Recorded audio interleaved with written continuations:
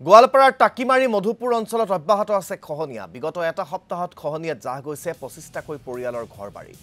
বৰলুইটত জাহ গৈছে শতাধিক কৃষিভূমি।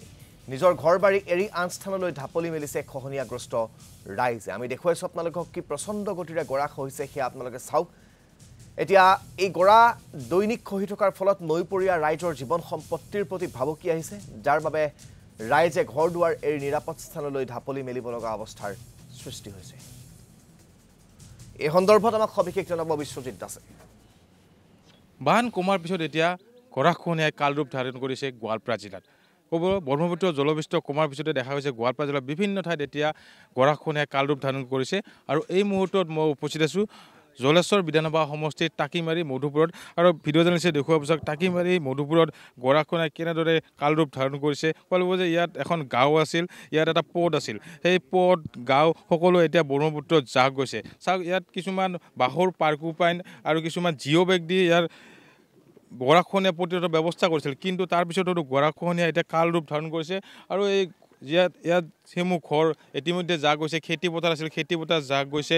কিন্তু ক'ব লাগিব যে ইয়াৰ যি জলেশ্বৰ বিধানসভা সমষ্টিৰ যি বিধায়ক আফতাবুদ্দিন মোল্লাই কিন্তু এওঁলোকৰ কোনো খবৰ ল'বলৈ সময় নাই। জলসম্পদ বিভাগৰ পৰা কিছু কাম ইয়াত আৰম্ভ হৈছে। চাওক, এনেদৰে কিছুমান জিঅ' বেগ আৰু বাঁহৰ পাৰ্কোপাইন দিছে। বাঁহৰ পাৰ্কোপাইন দিয়াৰ পিছত কিন্তু এওঁলোকে গৰাখহনীয়া প্ৰতিৰোধ কৰিব পৰা নাই। এনেদৰে গৰা ডেইলি খহি আছে আৰু ইয়াৰ পৰা তেওঁলোকৰ ঘৰ বাৰী ভেটিসমূহ সকলো এতিয়া ব্ৰহ্মপুত্ৰত জাহ গৈছে। ভিডিঅ' জাৰ্নেলিষ্টে ইয়াৰ সামগ্ৰিক দৃশ্য পৰিণামৰ দৰ্শকক দেখুৱাইছে। আৰু মই ইয়াৰ স্থানীয় লোকসকলৰ লগত কথা বুলিও যত্ন কৰিম। কেনেদৰে মই দাদা অকণমান আপোনাক বিচাৰিছোঁ, দেখা গৈছে যে আপোনালোকৰ ইয়াত যিহেতু বানপানী হ'ল, বানপানী কমাৰ পিছতে গৰাখহনীয়াই কালৰূপ ধাৰণ কৰিছে। কিমান কেইখন গাঁও আছিলে আৰু কিমান ঘৰ জাহ গৈছে ইতিমধ্যে? ইয়াতে ধৰক একেবাৰে ইয়াৰ পৰা 5 কিলোমিটাৰ দূৰত আছিল ব্ৰহ্মপুত্ৰ নদীখন। 1998ৰ পৰা আৰম্ভ হৈছে ইৰিগেশ্যন।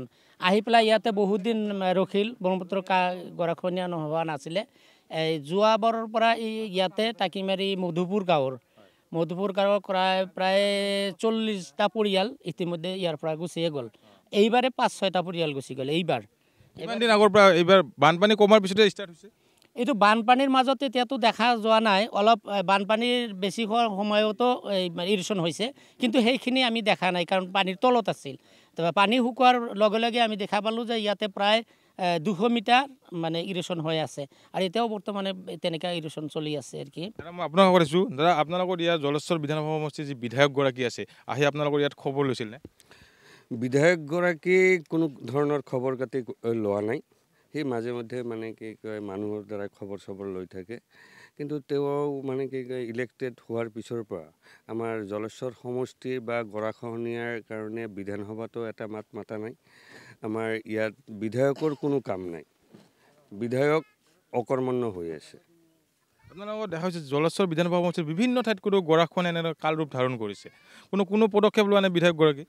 বিধায়কগৰাকীয়ে কোনো ধৰণৰ পদক্ষেপ লোৱা নাই।